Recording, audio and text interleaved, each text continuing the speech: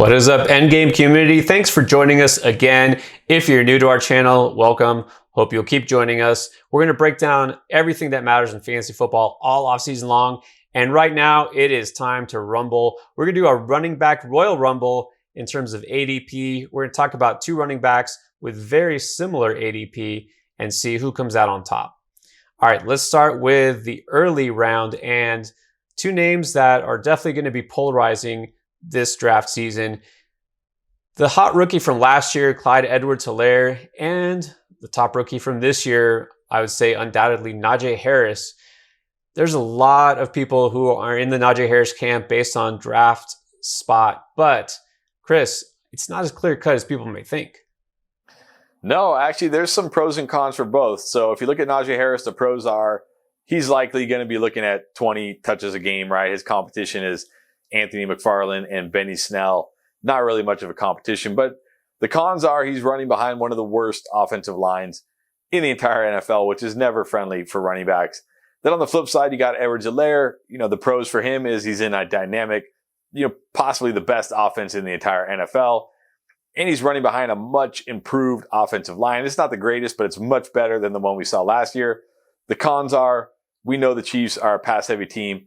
He's not going to be looking at as many touches for Najee. So with all that said, I'm giving Najee Harris the slight edge here because I'm just a sucker for touches and opportunity. And I think he's going to get more of it in this offense than Edwards-Helaire is going to get in his offense. So to me, the volume, the touches gives Harris a very, very slight edge.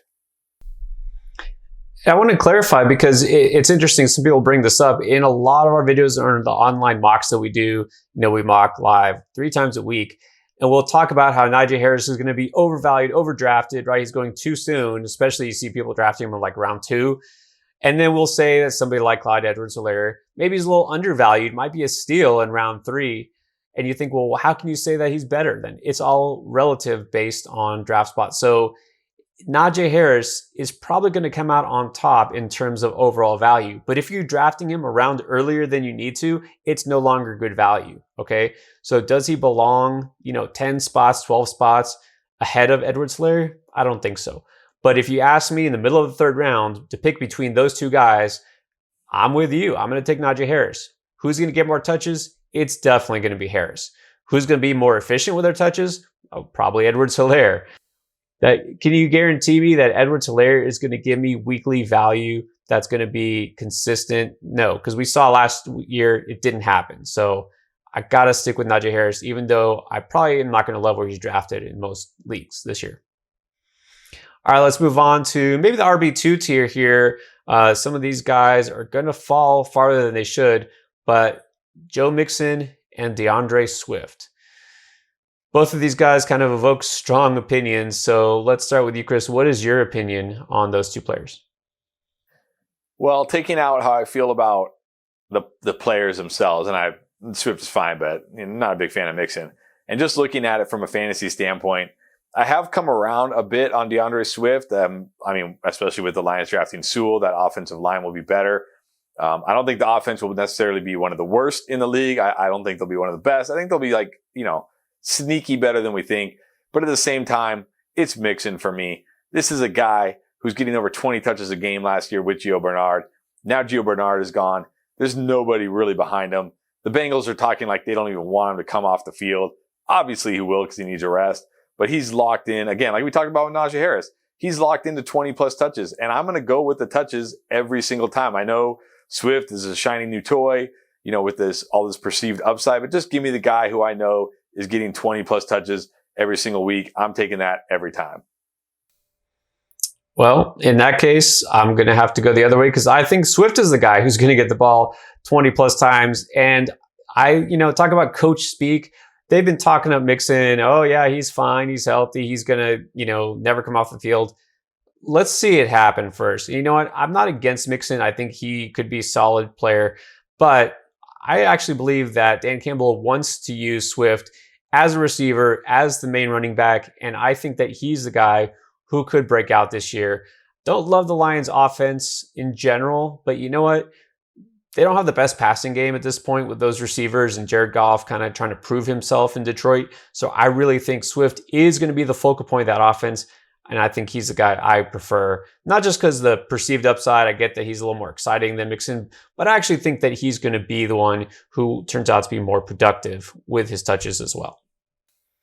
All right, and then our last Royal Rumble, let's talk about a pair of running backs who fell, and then guess what? Now all of a sudden they're jumping back up in ADP because their teams did nothing at the running back position, surprisingly, in the draft. So Myles Gaskin from my Dolphins, he looks to be the main guy. And then, believe it or not, Mike Davis is the lead running back as of right now in Atlanta.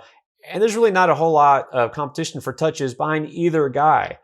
But the question is, who do you trust more in fantasy this coming season? This is another close one for me. I'm going to give the slight edge to Myles Gaskin simply because we've seen him do it in this offense last year. I know we saw Mike Davis do it last year, but that was in Carolina where, they rely on their running backs. They throw to their running backs. We don't know how it's going to be in Atlanta. We know Atlanta's more pass heavy. Matt Ryan looks down the field more. They have a lot of weapons at wide receiver. I know Miami has added some weapons with Will Fuller and Jalen Waddle, but I don't really think that matters. Brian Flores seems to be a one running back guy. When Myles Gaskin was healthy, he was pretty much the guy. When Gaskin was out, Ahmed was pretty much the guy. So whoever's there is the guy. I think Gaskin, another guy, locked into 15 plus touches every single week he's on the field. I do like Davis a lot too. I just like Gaskin a little more. I think he has more upside in this offense than Davis does in Atlanta. Not to be a homer, but I have to agree. It's Gaskin. Look, Atlanta is going to be pass heavy again because they really didn't fix that defense. I think they're going to have to throw the ball a lot again. And with guys like Julio, at least as of right now, Julio, Calvin Ridley, now Kyle Pitts, why wouldn't you throw the ball? Okay, Miami, I think, will open up their offense a little bit, maybe rely a little bit less on the run. They don't feel like they have to protect Tua as much. Of course, having more weapons helps. But they're still going to give the ball quite a bit to the running back, I think more than Atlanta. And Gaskin has proven to be a pretty good pass-catching back, which is why they like him and I guess feel like they can trust him with that lead role. So it is Gaskin, but I think Davis is kind of a nice fallback. If you miss out on Gaskin, he would probably be the next running back off the board for me.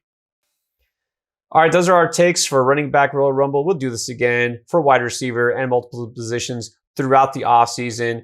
And of course, we'll update this as the season wears on. All right, guys, thanks for joining us again. If you like what we're doing, hit that subscribe button. Hit us up with a comment. Let us know what you think. Thanks for watching.